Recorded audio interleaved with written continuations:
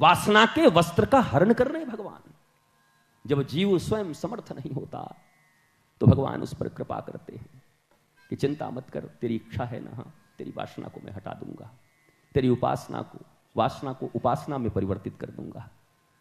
और वासना जब उपासना में परिवर्तित हो जाए तो ज्ञान संबुद्ध व्यक्ति होते ही भगवान उनको प्राप्त हो जाते हैं। मैं ये लीला कभी आपको सुनाऊंगा बड़ी विराटता के साथ, बड़ी विशालता के साथ। ये स्वतंत्र विषय है कि भगवान के ऊपर जो ये आरोप लगाते ये मूर्ख लोग, ये मूढ़ भारतवासी, भारत के ही लोग लगाते हैं, क्या इनका ज्ञान है? ये कॉन्वेंट से पैदा हुए लोग, कॉन्वेंट संस्कृति को लाए हुए लोग, जिनको संस्कृत नहीं आती, जिनको अपने कथा नहीं आते, जिनको संस्कार से कोई मतलब नहीं, ये कहते हैं आजकल उनका रासलीला चल रहा है। ऐसे दो कौड़ी के लोग, रासलीला, रसौ वैशः, उस रस की प्राप्ति का जो साधन है, शिव और जीव का मिलन, आत्मा परमात्मा का मिलन, उसको रास कहते, महारास कहते। ये गलियों में वासनाओं के पीछे भाग रहे लड़के लड़कियों के कथाओं को रासलीला कहते। बेशर्मी की हद हो गई। अरे कोई आज ही ऐसे लोग हैं। शूर्पणखा पहले नहीं थी क्या? आज भी होगी। शूर्पणखा की लीला को तुम रासलीला कह दो? ये विशुद्ध आध्यात्मिक घटना है। जीव जब शिव से मिलता है, जब क्षुद्रता विराट से मिलती है। आपको याद होगा पहले गंगा सागर के विषय में कहा जाता था, सारा तीर्थ बार बार, गंगा सागर एक बार। क्यों कहा जाता था बताओ? गंगा जब गोमुख गंगोत्री से निकल करके चलती है, इतनी लंबी यात्रा करती हुई, तरंगायित हो, बाधाओं को हटाती हुई, बड़ा पहाड़ मिल जाए तो बगल से निकल जाए, छोटे मीटे मिल जाए तो बहा दे, अड़ती नहीं है, लड़ती नहीं है गंगा जी किसी से। क्यों? उनका लक्ष्य कहां है? गंगा सागर। कहां जाके मिलना है उनको? गंगा सागर। गंगा तरंगायित होकर सागर से मिलने जा रही है। गंगा का अर्थ है ज्ञान, गंगा का अर्थ है पवित्रता। जीव के भीतर जब ज्ञान हो, पवित्रता हो, और सागर कौन है? तू प्यार का सागर है, वो परमात्मा ही सागर है। हर जीव का लक्ष्य है सागर से जाकर मिलना, हर गंगा का लक्ष्य है सागर से जाकर मिलना। पृथ्वी पर बह रही कोई भी जल की धारा, उसका लक्ष्य है जाकर सागर से मिलना। ईश्वर अंश जीव अविनाशी, हर अंश अपने अंशी से मिलना चाहता है। पृथ्वी से उठा करके ढेला को कितना भी ऊपर भेजो, फिर वो कहां आएगा? नीचे आएगा। अब ये न्यूटन ने खोजा था। दो कौड़ी की बुद्धि है तुम्हारी, ये न्यूटन का नियम है। क्या पढ़ रहे हो?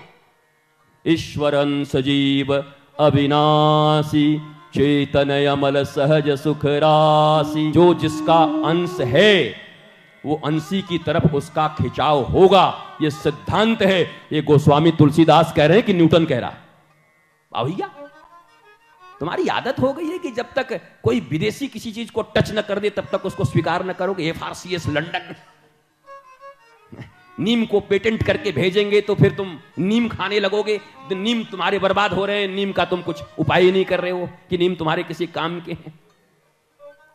दादी का हल्दी का दूध मिले तो न लोगे, और स्टारबक्स का मिल जाए दूध, गोल्ड दूध, गोल्ड मिल्क, हल्दी डाल के गोल्ड मिल्क, उसी का दाम रख दिया इतना।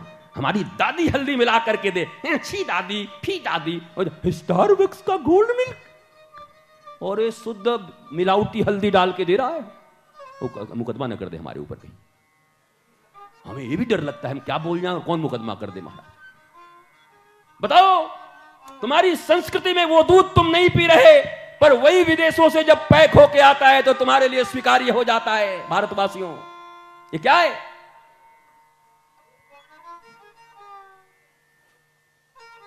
क्या बोल रहा था मैं, भूल गया यार।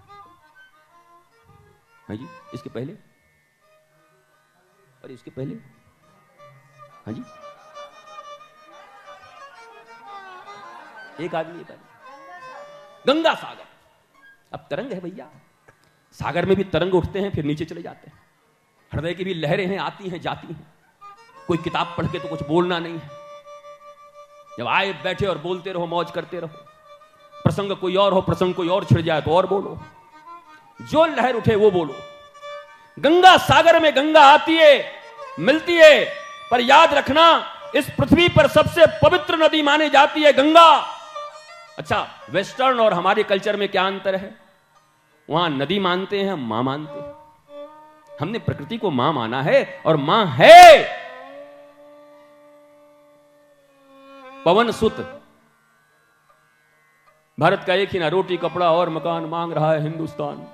चलो ठीक है, अच्छी बात है, जरूरत है, लेकिन मैं एक बात जरा आपसे पूछूं, चलो भोजन 2 दिन न करोगे तो कोई बात नहीं, हमने नहीं किया 1 साल तक, 1 वर्ष तक नहीं खाया। अच्छा, पानी न पियो तब भी चलेगा, 9 महीने तक जल नहीं पिया मैंने, 9 महीने, ऐसे लाइव बोल रहा हूं, करोड़ों लोग सुन रहे, कुछ नहीं बिगड़ा।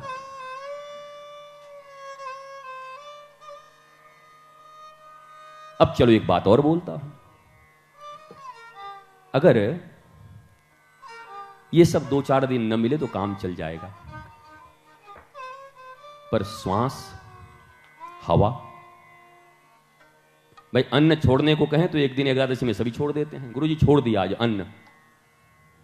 जल छोड़ने को कहें तो निर्जला, तीज आपका व्रत होता है, तीज में आप भी छोड़ देती हो। हम कह दें हवा छोड़ दो, तब हवा छूट जाएगी।